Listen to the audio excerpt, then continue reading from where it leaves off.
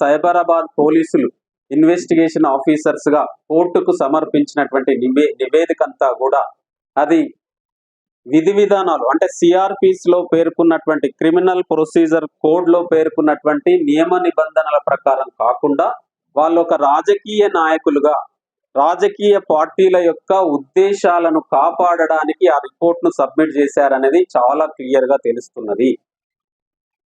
రోహిత్ వేముల 2016 జనవరి 17న చనిపోయాడు, బలవన్మరణానికి పాల్పడ్డాడు అనేది దేశము ప్రపంచమంతా కూడా కోడై కూసింది.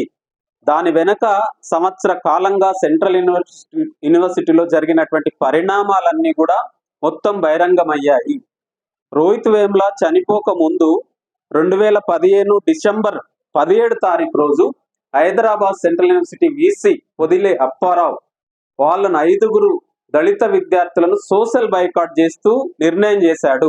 ఈ యూనివర్సిటీలో దళిత విద్యార్థుల మీద జరుగుతున్నటువంటి వివక్ష మీద మీరేం చర్యలు తీసుకోవడం లేదు, ఈ సస్పెన్షన్ ఎందుకు జరిగింది అని మాట్లాడినట్లయితే ప్రధానంగా ఈ అంబేద్కర్ స్టూడెంట్ అసోసియేషన్ మీద చర్యలు తీసుకోవాలని ఆగస్టు 4 తారీఖు రోజు ఎమ్మెల్సీ రామచంద్రరావు వచ్చి మన వీసీని కలిసి ప్రెజర్ చేశారు. ఆగస్టు 10 తారీఖు రోజు నందనం సుశీల్ కుమార్ యొక్క అన్న, అదేవిధంగా రంగారెడ్డి జిల్లా ఉపాధ్యక్షుడు బీజేపీ బండారు దత్తాత్రేయ అప్పుడున్నటువంటి కార్మిక శాఖ మంత్రి బీజేపీ నాయకులకు లెటర్ రాస్తే బండారు దత్తాత్రేయ ఆగస్టు 17 రోజు లెటర్ రాశాడు హెచ్ఆర్డి డిపార్ట్మెంట్ కు. రాసి ఈ హైదరాబాద్ సెంట్రల్ యూనివర్సిటీ అనేది కులతత్వవాదులకు, ఉగ్రవాదులకు, మొత్తం దేశద్రోహులకు నిలయంగా మారింది, వాళ్ళ మీద చర్యలు తీసుకోవాలని లెటర్ రాస్తే హ్యూమన్ రిసోర్స్ డెవలప్మెంట్ మానవ వనరుల అభివృద్ధి శాఖ మంత్రిగా ఉన్నటువంటి స్మృతి ఇరానీ గారు సెప్టెంబర్ 3 రోజు ఒక లెటర్ రాసింది. మరి సెప్టెంబర్ 3 రోజు, తర్వాత ఆగస్టు 17 రోజు, తర్వాత ఎమ్మెల్సీ రామచంద్రరావు, తర్వాత బండారు దత్తాత్రేయ, స్మృతి ఇరానీ 2 కేంద్ర మంత్రులు, తర్వాత ఒక ఎమ్మెల్సీ చేసినటువంటి ఒత్తిడి వల్ల 2వ ప్రొక్టోరల్ కమిటీ వచ్చేసరికి అక్కడ వాళ్ళ మీద సస్పెన్షన్ విధిస్తూ చర్యలు తీసుకోవడం జరిగింది. దానికి వ్యతిరేకంగా దళిత విద్యార్థులు మా సస్పెన్షన్ ఎత్తివేయమని మరుసటి రోజు సెప్టెంబర్ 10 రోజే వాళ్ళు అప్లికేషన్ పెట్టుకుంటే సెప్టెంబర్ 11 రోజు ఆర్పి శర్మ వీసీ గారు డీన్స్ అండ్ ప్రిన్సిపల్స్ యొక్క సమావేశం ఏర్పాటు చేసి ఆ యొక్క సస్పెన్షన్ ను ఎత్తివేస్తూ అక్కడ రెండవది ఏంటంటే ఫ్రెష్ గా ఎంక్వైరీ జరగాలని ఒక ఎంక్వైరీ రిపోర్టు కావాలని చెప్పాడు. ఆ తర్వాత సెప్టెంబర్ లో వచ్చినటువంటి వీసీ పొదిలే అప్పారావు, ఆర్పి శర్మ స్థానంలో వచ్చినటువంటి పొదిలే అప్పారావు తర్వాత కేంద్ర ప్రభుత్వము డైరెక్ట్ గా కుట్రలు వేసి మళ్ళీ ఈసీ సబ్ కమిటీని నియమించడము. ఆ EC sub committee Alok Pandey ఆధ్వర్యంలో జరిగినటువంటి ఆ ఈసీ సబ్ కమిటీ ఏం జరిగింది, అంతకు ముందు మెడికల్ ఆఫీసరు ఏమి ఆయన మీద దాడి జరగలేదని ఉంది. తర్వాత ఇన్వెస్టిగేషన్ ఆఫీసర్ గా లేదా పోలీస్ ఆఫీసర్ గా సైబరాబాద్ కమిషనర్ సివి ఆనంద్ గారు కూడా 2015 అక్టోబర్ 3 తారీఖు రోజు క్లియర్ గా కోర్టుకు తెలియజేయడం జరిగింది నందనం సుశీల్ కుమార్ మీద దాడి జరగలేదని.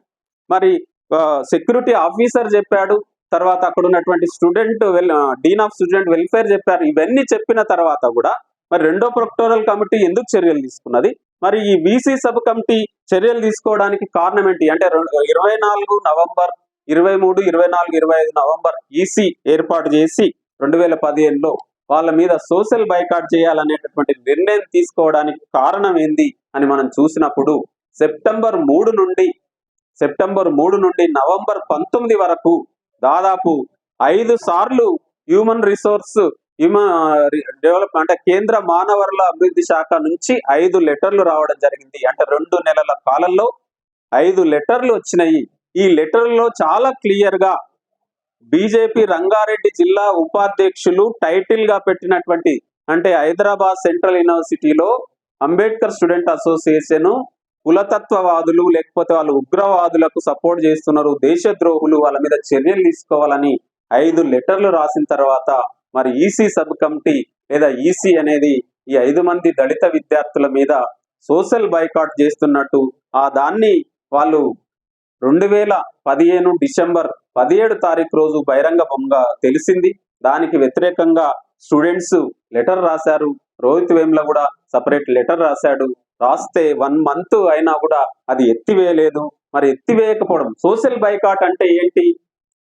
వాళ్ళు లైబ్రరీలో చదువుకోవద్దు, హాస్టల్లో ఉండరాదు, షాప్కంలో తిరగరాదు, బహిరంగ ప్రదేశాల్లో ఎక్కడ తిరగకుండా, మరి అంటే ఏంటి? గ్రామాల్లో ఏదైతే ఊర్లో ఉన్నటువంటి వెలివాడలో, ఆ వెలివాడలో ఉన్నటువంటి అంటరాని కులాలకు సంబంధించిన వాళ్ళు వెలివేతకు గురై ఊరిలో బహిరంగంగా పబ్లిక్ ప్లేస్ లో తిరగరాదు, గుడికి రావద్దు, బడికి రావద్దు అన్నట్టుగానే యూనివర్సిటీలో తిరగొద్దు అని చెప్పడం అంటే ఇది మరి వివక్ష కాదా?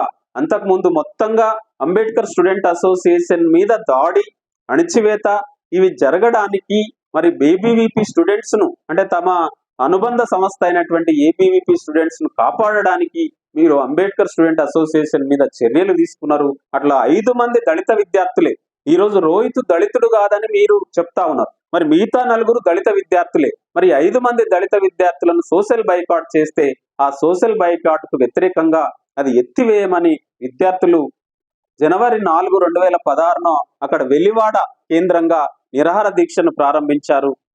జనవరి 14 తారీఖు రోజు వాళ్ళకు సంబంధించిన సోషల్ బైకాట్ గురైనటువంటి విద్యార్థుల యొక్క ప్రొఫెసర్స్, సూపర్వైజర్స్ 5 మంది. ఇక్కడ పెద్దపూడి విజయ్ కు సూపర్వైజర్ గా మన కేవై రత్నం గారు ఉన్నారు, తర్వాత రోహిత్ వేములకు రాఘవరెడ్డి గారు ఉన్నారు, అట్లా ప్రశాంత్ కు శ్రీదేవి ఉన్నది, ఇట్లా సుంకన్నకు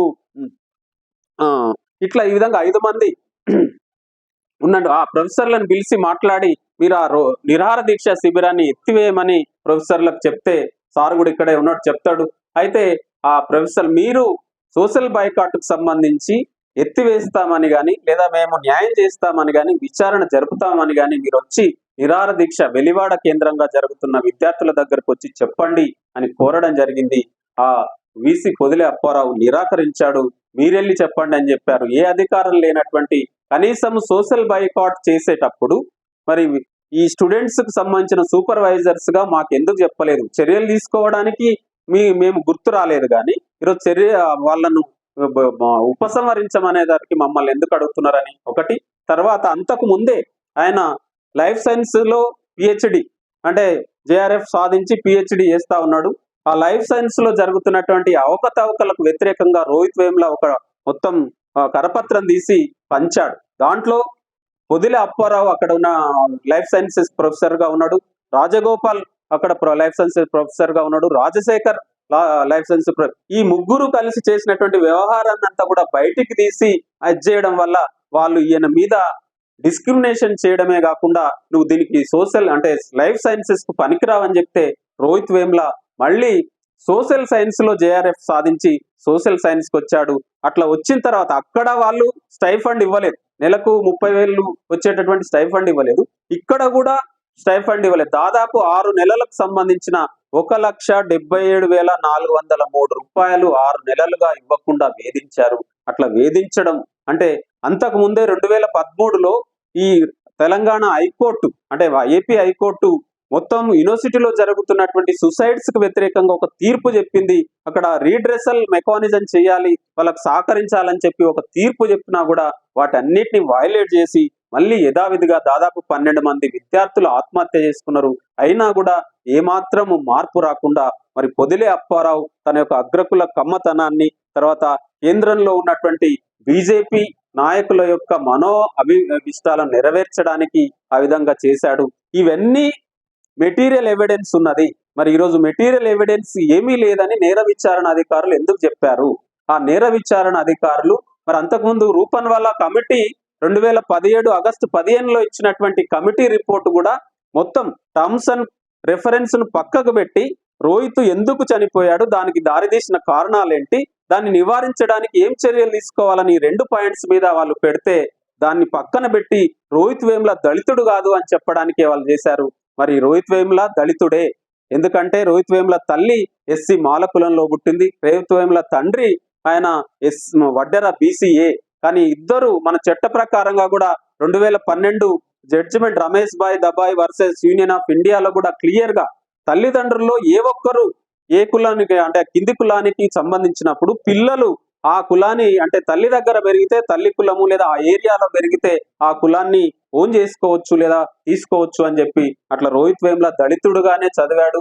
అందుకే ఆయన 2వ లెటర్లో మై బర్త్ ఈజ్ ఫ్యాక్టల్ యాక్సిడెంట్ అని, అంటే నా పుట్టుకనే ఒక పెద్ద ఘోర ప్రమాదం, అంటే నేను ఒక దళితునిగా పుట్టడమే ఘోర ప్రమాదం అని చెప్పినటువంటి ఈ రెండు ఆధారం, ఈ రెండు లెటర్ల ద్వారా కానీ, తర్వాత మొత్తం జరిగిన ఒక సంవత్సరంగా జరిగిన పరిణామాలు కానీ, ఈరోజు రోహిత్ వేముల వివక్షకు గురయ్యాడు. తర్వాత ఆ స్టైఫండ్ ఉపకార వేతనం ఇవ్వకుండా హింసించారు. అక్కడ ఉన్నటువంటి ప్రొఫెసర్లు లైఫ్ సైన్స్ లో కానీ సోషల్ సైన్స్ లో కానీ ఆయన విపరీతంగా హింసించారు అనే విషయాలు అన్నీ వచ్చి మొత్తం బహిరంగ సమాజానికి, దేశానికి, ప్రపంచవ్యాప్తంగా తెలిస్తే దాదాపు 150 మంది ప్రొఫెసర్లు, వివిధ దేశాలకు సంబంధించిన ప్రొఫెసర్లు ఇది ఖండించారు. అట్లనే ఇక్కడ ఉన్నటువంటి పొలిటికల్ పార్టీస్ బిఎస్పి పార్లమెంట్ లో రేజ్ చేసింది.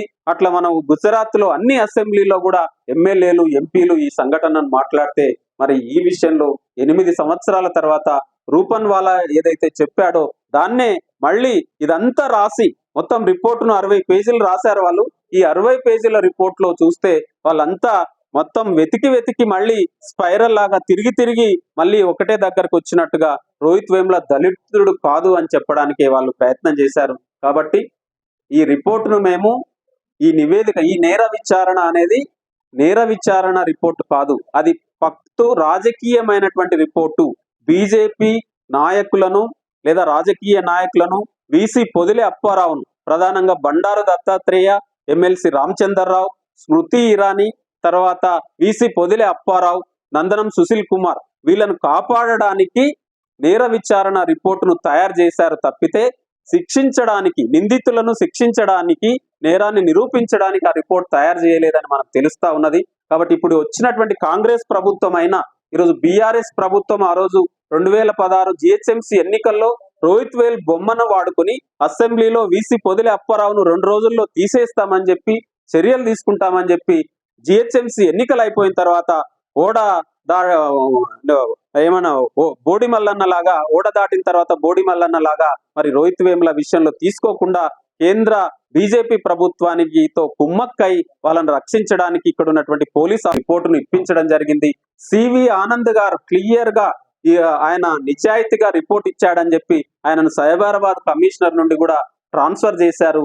ఈ రిపోర్ట్ అంతా కూడా వండి వార్చి ఈరోజు బీజేపీ, బీఆర్ఎస్ యొక్క ఆదేశాల ప్రకారం రాజకీయ నాయకులను కాపాడడానికి, లేదా ప్రధానంగా బీజేపీ కేంద్ర మంత్రులను నిందితులుగా, అంటే 2016 ఎఫ్ఐఆర్ లో ఉన్నటువంటి నిందితులను కాపాడడానికి చేసినటువంటి నేర విచారణ రిపోర్ట్ అని మేము కుల అసమానతల నిర్మూలన పోరాట సమితి చెప్తున్నాం. ఇప్పుడున్నటువంటి కాంగ్రెస్ ప్రభుత్వం అయినా, ఎందుకంటే ఆ రోజు జనవరి 25 రోజు చెలో సెంట్రల్ యూనివర్సిటీ దానికి మన రాహుల్ గాంధీ గారు వచ్చారు, కేజ్రీవాల్ గారు వచ్చారు, చాలా మంది వచ్చారు దేశవ్యాప్తంగా. మరి జనవరి 30 తారీఖు రోజు జంతర్ మంతర్ దగ్గర ధర్నా జరిగింది. తర్వాత రాష్ట్ర వ్యాప్తంగా ఈ సోషల్ బైకాట్ గురైనటువంటి విద్యార్థులు, మద్దతుదారులు మొత్తం బస్సు యాత్ర చేశారు. మొత్తం ప్రపంచానికంతా తెలిస్తే దీన్ని అందరి కళ్ళు, ఇన్ని వేల లక్షల మంది లేదా ఇన్ని రాష్ట్రాలు, దేశాల యొక్క మొత్తం ఊహించి ఈ కనీసమైన, అంటే పోలీస్ ఆఫీసర్లుగా వాళ్ళు రాజకీయ నాయకుల అవతారం ఎత్తారు, రాజకీయ పార్టీల యొక్క మనోభిష్టాలను నెరవేర్చారు తప్పితే నేర విచారణ యొక్క పరిమితులను, సిఆర్పిసిని ఏమాత్రం పాటించలేదని దీని ద్వారా అర్థమవుతున్నది. కాబట్టి ఈ నేర విచారణ అనేది మళ్ళీ ఈరోజు కాంగ్రెస్ పార్టీ ఆ రోజు కేవలం రాజకీయాల కోసం సపోర్ట్ కాకుండా న్యాయాన్ని, సత్యాన్ని బతికించడానికి, రోహిత్ వేముల చనిపోవడానికి కారకులను శిక్షించడానికి నేర విచారణ జరగాలని, ఆ విధంగా జరగకపోతే మరొక పోరాటం కూడా చేయడానికి, మరి దేశవ్యాప్తంగా ఈ పోరాటం చేయడానికి సిద్ధంగా ఉంటామని తెలియజేస్తూ